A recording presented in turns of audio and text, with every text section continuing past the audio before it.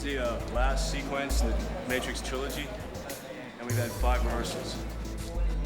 We're standing in what we call the Matrix building, which is looks a bit like a barn, so we call it the Sky Barn. It was based around the building Eon, where our offices were in Venice. Originally, it didn't have the extensions, which you can see up there, which are the illuminated side walls. We've added those so that it was easy to do a fight, because it's a fight set, like so many of them. So it's geared around a lot of wire work. As you can see behind me, there's a lot of breakaways. So we've tried to create an interesting sort of environment for Larry and Andy to work in. This is going to be a 3-person compilation. We have Darko Tucson, our other Neo double, doing the high fall between the 2 walls. We've got Keanu Reeves doing the last dragon slide. And I'm just going to do this little piece coming through the breakaway wall, hitting the ground, and starting Keanu's slide. We're going to drop someone off this truss through this breakaway wall here, and it's going to look really good. This is actually the floor. It's set sideways, so we fall straight through, so you get the really hard effect of it just like hammering through the walls. It's all actually on its side, and the camera's all going to be on its side as well. So it's about 25 feet, I think, to the floor all up. Yeah, through the 2 walls and to the pads down there. I'm going out to my spot now. I'm set to go under the truss. Okay, I'm set. Here we go. 3, 2, 1, action! It's all right, eh?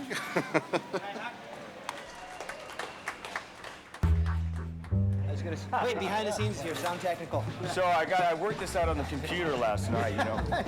I figured about 6 guys on the end of a rope with a piece of cable, and if we all match speeds, you may make it.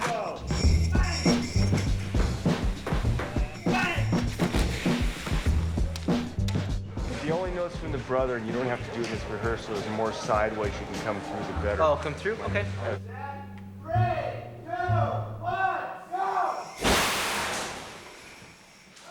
Happy to do another one? Yeah. No problem. Let's just warm up. Okay. 3, 2, 1, go!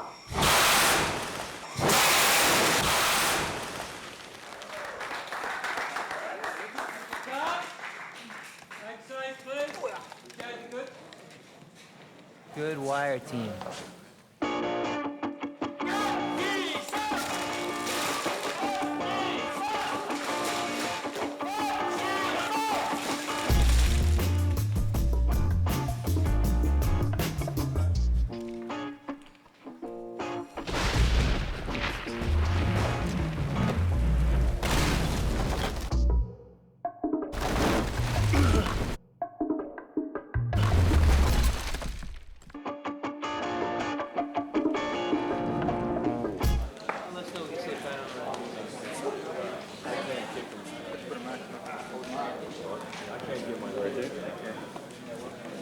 Chad, What am I kicking with? the totem pole.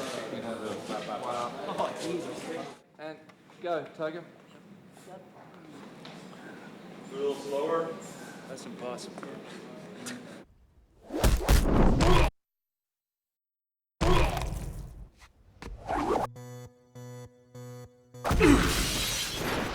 What's the stunt here, David? It is a hand pull ratchet back through the breakaway window. 3, 2, 1, go! There'll be hooking a line through the window that pulls me straight. The height was the major issue. You have really, really little control if you're on a wire. So forward or backward doesn't matter, it's the guys pulling. What are the keys to your performance? Don't push off too soon. React to the kick correctly. Keep the body position that the brothers want. Camera is set.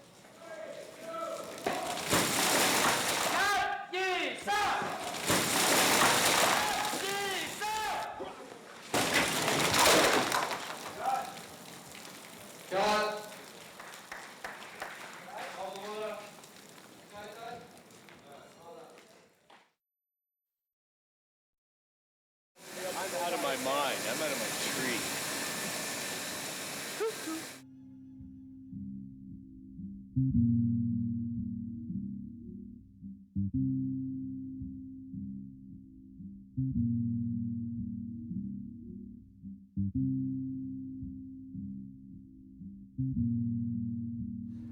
acting point of view, it was the most difficult part of the film for both of us, I think.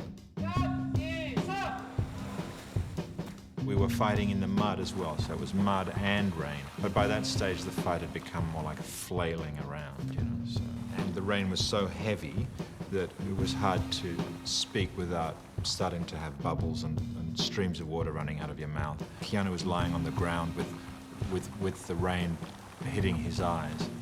You couldn't hear yourself speak, so finding the right tone in there was really difficult because I had no notion of what I sounded like, and that was bizarre and basically blew a whole day shooting because of that. I had a dreadful day in the crater. I've never had a day like that on a film set before. That was bad.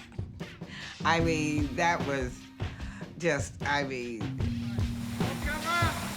the ladies took very good care of me, wardrobe and hair and makeup. You know, they gave me the thermal stuff and they poured warm water around me. The worst part of it was the rain because of the position of my head. They made an adjustment in my head, and then I just closed my eyes and I just relaxed and let the water come. About a year ago, we wandered around Sydney looking for streets that we felt could suit the Matrix. But as we were walking around, we were looking for somewhere where we could build the crater, an interesting intersection. And as it turned out, it was the same intersection that we saw at the end of the first movie. And we decided we'll use that as the background for the end of this scene.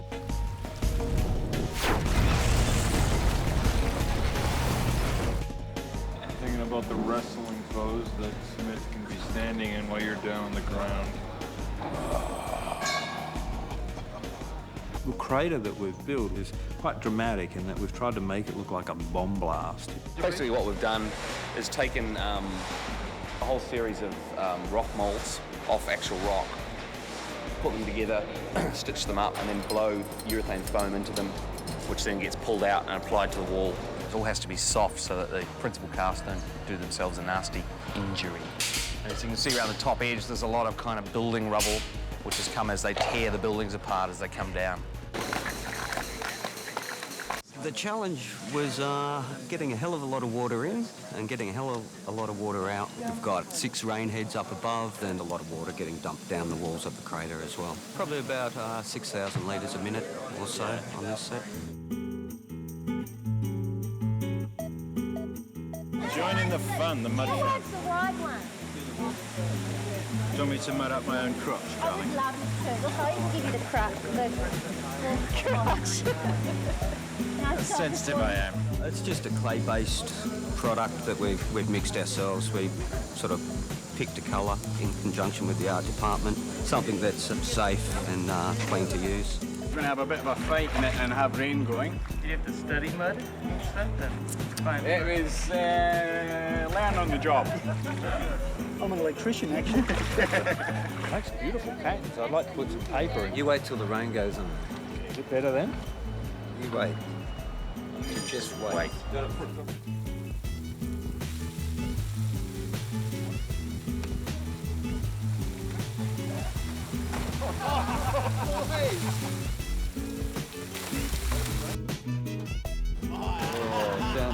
spine.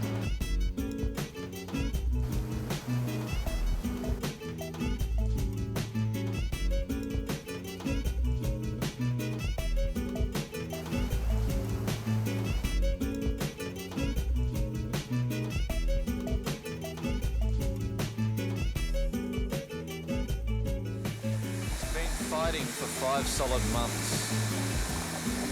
Let me in. Let me go. Come on. I'll get it this time. I'm ready. Come on. Come on, James. Send me in.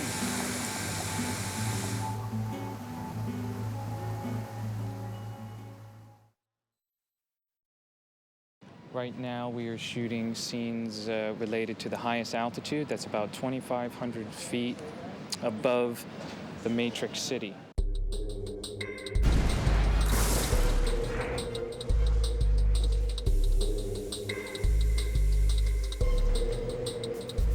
After it became apparent that it was completely impractical to try and shoot 0G inside a plane with a film crew, We went into research and development as to how they could fight in mid-air, and it was decided that we'd basically end up putting the stunt performers and the cast performers at one point on a thing that we called the tuning fork rigs. You know, we're just always in the harnesses, and after like 18 hours, it kind of hurts most of the time.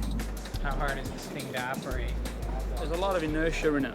They're 30 foot away from me, so whatever rotation he has in there, he builds up a lot of inertia, and trying to control that is actually quite hard. The way to make it look like they were fighting in mid-air was to cover the back of where they were in blue screen so the cityscape could be mapped in.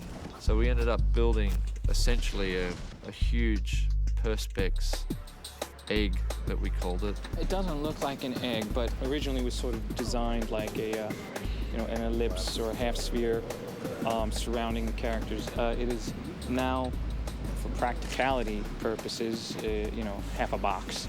We had a few scenes like this in Bound, you guys. Jennifer Tilly up there in the rig.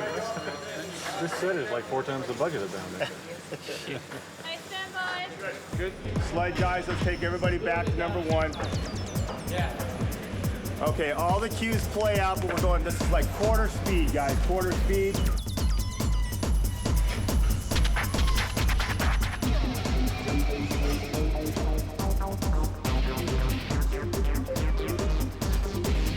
I'm feeling fairly paranoid today. It's a good thing we're not in America because I have a gun.